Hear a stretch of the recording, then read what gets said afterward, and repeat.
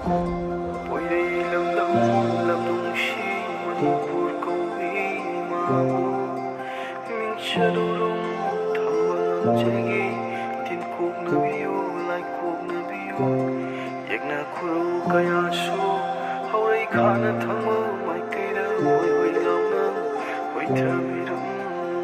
Machu terena Leiting bi Sana leipak Manipur Sana bagi lamjilda mingchat kaya purakli khanghal asi malemda kanam lasi wari mangjil thaduna chalasi awa nungai kaya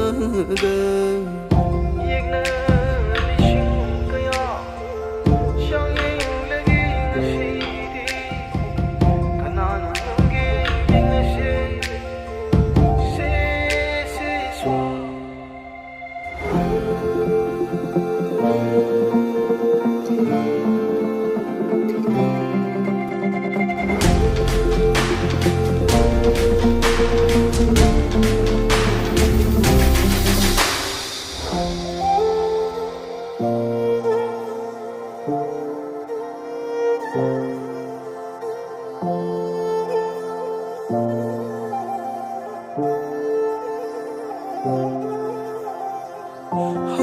Hauro pari imumshin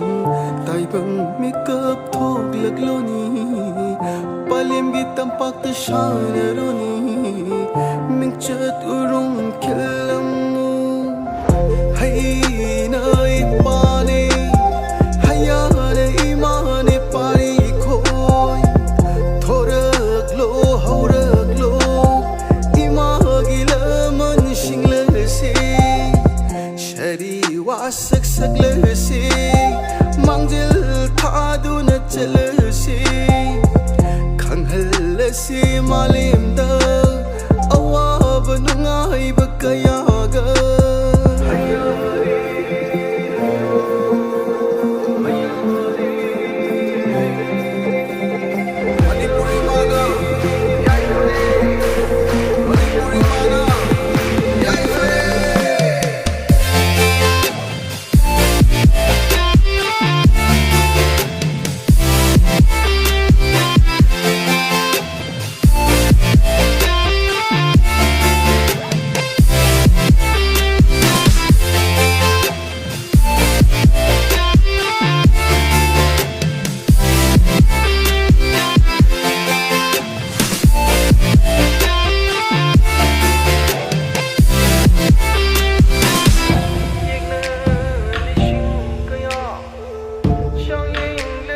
She